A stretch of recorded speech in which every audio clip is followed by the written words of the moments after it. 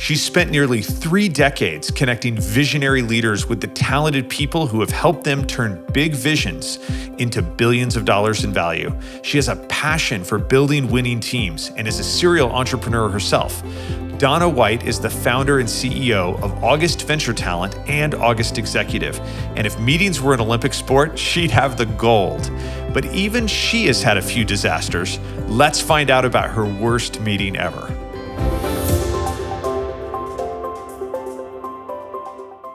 Donna, thanks for joining us on Worst Meeting Ever. So tell me, what is it like running a recruiting firm in beautiful Malibu, California? Well, speaking for myself, I would say it's just as fun and just as challenging as anywhere else, but with great views. That's awesome. That's awesome. How many meetings would you say that you are in a typical week? And maybe give us a picture of how many of those are actually candidates you're trying to recruit. So on a given week, including team meetings, client meetings, recruiting calls, multiple types of candidate interactions, anywhere from 10 to 25 a week. And I would say 2/3 of those are some sort of candidate interaction or interview, anywhere from introductory calls to deep dive interviews. Right. Because there's a lot of interviews kind of in the process. Yes. From maybe first trying to talk to a candidate all the way to getting them to an interview with your client. Absolutely. Those very exploratory calls, trying to reel them in to the deep dive interviews. They're committed. And now I'm trying to make sure they're the right fit for my client. Because one of the things that you've always specialized in is something that's harder, because everybody thinks of trying to recruit. They go, oh, I post a job on the internet and then people apply. You go spearfish the people who are not looking for a job. They call us headhunters for a reason. That's right. That's right. Well, that's awesome. Okay, so hit me. What was your worst meeting ever? I'm laughing because just to preface, this is a top executive search for an organization I haven't worked with for many years. It's not in my wheelhouse right now. Yeah. But I placed their top executive over a decade ago. Okay. He was retiring. They wanted me to replace him. And how could I say no, right? Right. And so I'm doing this search, and in this type of search, it's very missions driven, the organization, very values aligned. And so you really spend a lot of time with the candidates, but you start with that exploratory call because they're generally not looking or thinking about looking. Yeah. And we do send them out a lot of information so they can, pique their interest and make sure it seems like self-select a little bit there. Yeah, right. And then we have that very exploratory call, which is mostly me answering their questions, giving them a sense of the organization so that they can decide whether or not they want to continue this pretty in-depth process, because they have to. It's a demanding process, so we want them to be able to make that commitment beforehand. And so this exploratory call sets that all up. So I'm on this call with this president of an organization. And that you're recruiting to be the senior leader at this other organization, him to be the client. top executive at this other organization. Yep. And we start off normally the way we normally do. He's asking me lots of questions, and I'm answering them. And then I noticed that he is giving me a pitch. Oh. He is pitching me on his organization, which is having some really severe financial troubles. All right. On a joint venture or merger between his organization and my client. Don't just hire me, acqui-hire me. And one of the attributes of our client that we really do promote, because it is an industry where there are a lot of financial woes for a lot of these organizations. And my client is very well resourced, extremely well managed financially. And so we promote that. And he probably knew that. Well, you've told him. We told him in in the document that, the extensive document that I sent him. And so it wasn't like a spontaneous, he had already planned the pitch. Oh yeah, of course. And so I'm the recruiter, I'd say executive search consultant, and he's pitching me on why my client should acquire his company or his organization and merge. And he's going, I mean, he's very enthusiastic, he's emphatic. He's telling me all the reasons why he's confident that this was the right thing to do. He knows it. And I won't tell you all the things that he said, but he knows it for a fact. My gosh. Now, you might ask, why did I cut him off at the pass? Right. And one of the reasons is that I am representing my client. Sure. And this is a person who's, who has lots of connections. But even if he didn't, my policy is treat everyone with respect. Sure. I want them to leave the meeting with me feeling like there was value in it, regardless of what the outcome is. Yeah. And I'm representing my client. Yeah, right. And so, first of all, I'm honoring the person, being polite. Yes. The other thing is I have had interviews that have turned into business partnerships for my clients rather than hires. Probably not full-scale pitched mergers. No. So, but this was my cue. My husband walks in. He's very considerate of me working because he knows my work is intense. Sure. So he always listens in. He's listened at the door. Right. So he doesn't really walk in on your calls. No. Right. And so he walks in and he said, "Do you need anything?" I'm saying, "I'm on a call." Oh. And I'm pointing to my phone because I'm on speaker. You're on a call. Yeah. And he walks out. And later he said, I stood at your door, I listened, I heard someone talking. It sounded like someone was making a speech or a presentation. My husband thought I was watching a webinar or listening to something. Yeah. He had no idea I was actually having a conversation with someone because I wasn't. Right. I wasn't right. having a conversation. It was a one-way pitch. Yes, where your calls are normally interviews. Exactly. Back and forth.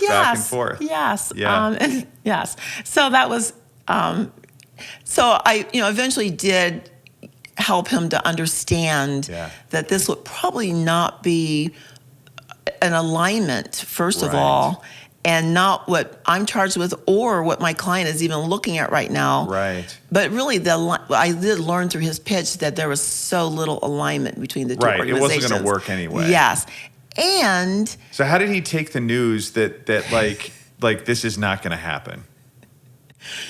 He took the news as, well, I'd still be interested in the job. Oh my gosh. Like there's so many layers to this. I mean, he bluffs his way into an interview with you and then tries to turn it into a sales pitch basically to get money for his own organization. That's what it turned out to be. That's basically what it was. And then he tries to U-turn and go, but actually I'm still interested in the job. Yes. Like that's just wild. And I was thinking, well, you've already given me all that I need to know as to whether or not it's a fit. But I have ways in those types of meetings where the person still feels honored, but I know that it's not going anywhere. Would you say that this was a case of high IQ and non-existent EQ? Or you know what I'm saying?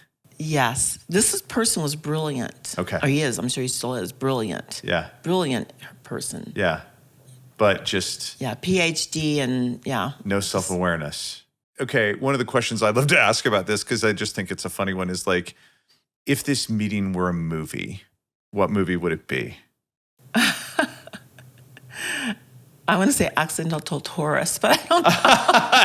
Accidental Tourist. I mean, accidental candidate. The Manchurian Candidate. I'm trying to. How about that? That could work. I would. The Blind Side. The Blind Side. Something that Mr. Bean might have been in.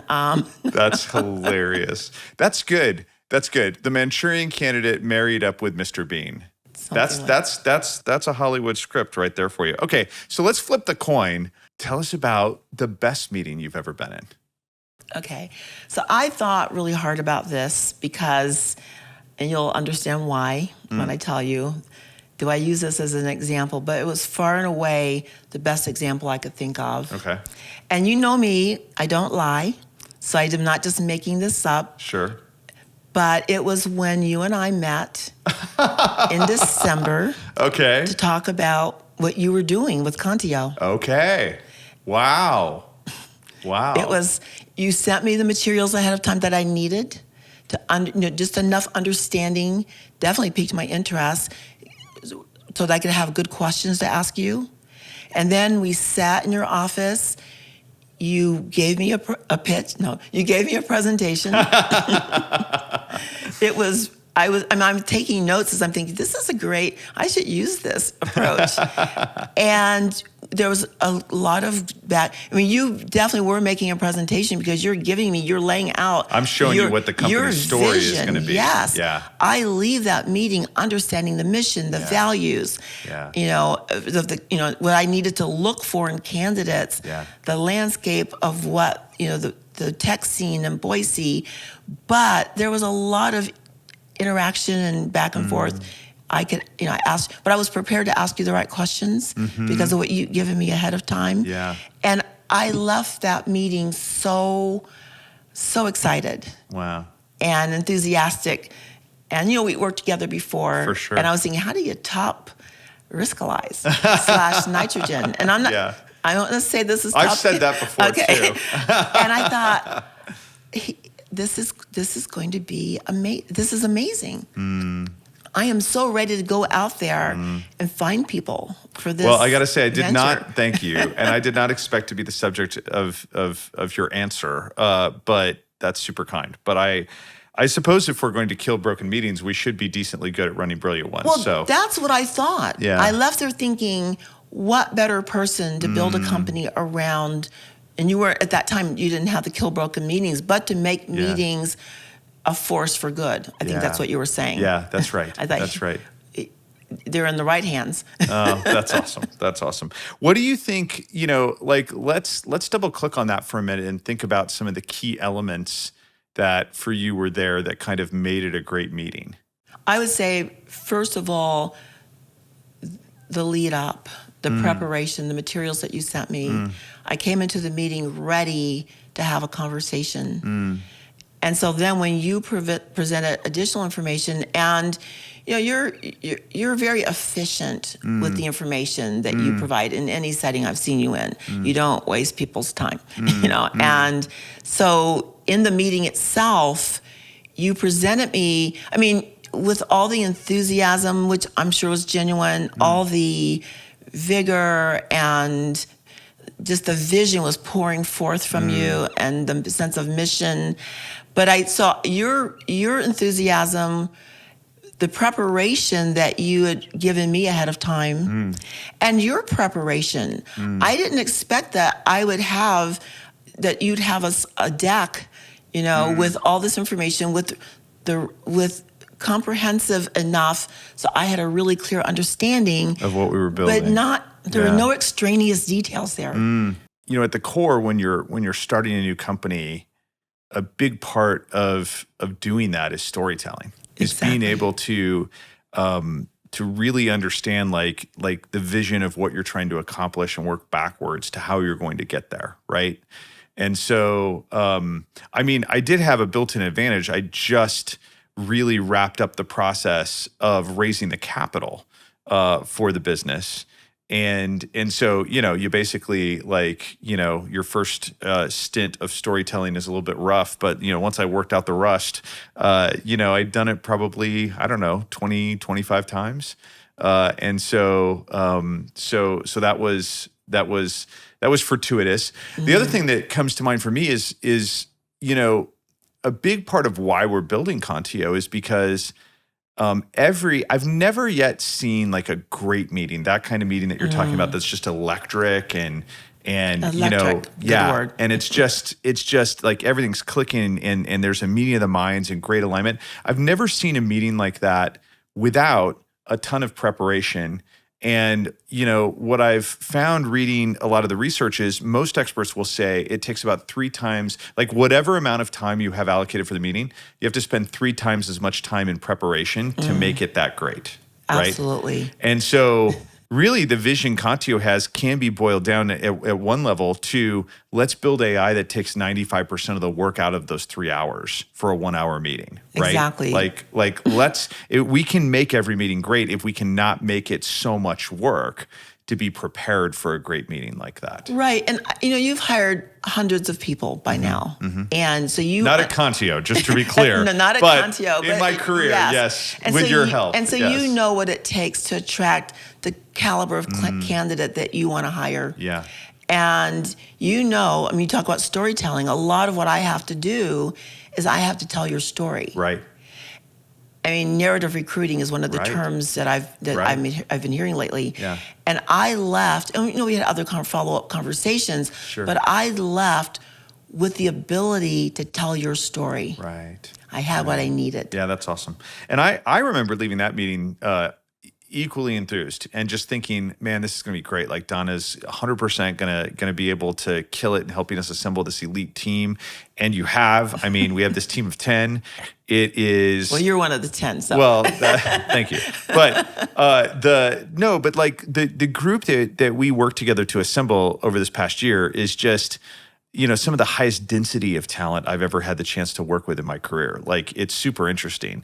I've had the good fortune of working with some incredible people over the years of my career, but it's kind of the density of talent and the fact that, post-pandemic, we're building this face-to-face innovation culture, where everybody is like face-to-face, working together, solving that problem. I think we're moving faster, building faster than we possibly could if we were a remote distributed team. It's no knock on anybody's productivity. It's simply a matter of you don't know the innovation that doesn't happen when you're not sparking against each other, And that makes sense. And I just see that in droves in this team. And I just think about all the kinds of people we had to find. We had to find AI experts. We had to find elite software engineers, visionary designers, great marketing and ops people. And you helped us put together that incredible team of 10 that is now sitting here a few months away from really launching an incredible product that's going to kill broken meetings. And one of the aspects of this, back to that preparation that you gave me, is we didn't have an easy task. Right. In person. Yeah. A lot of people have moved to Boise because they could work anywhere they wanted to. Right. And so now we're asking them to move in-house somewhere. Yeah. And a company they can't look you up and find out. Right. There's no information anywhere. There was no You're website. In stealth mode. There was no background. Everybody, one of the candidates, by the way, who arrived here was like, I just wasn't really sure if this was some kind of internet prank, I heard that from a few people. So, yeah. Thought I was a bot, right. like a scam. Not sure. Reaching out to them.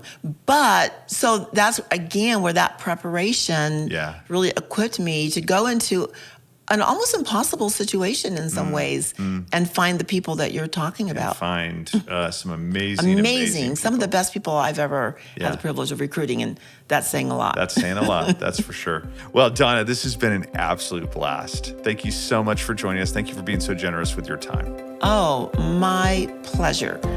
Worst Meeting Ever is brought to you by Contio. What if AI could kill your broken meetings? Find out how at Contio.ai.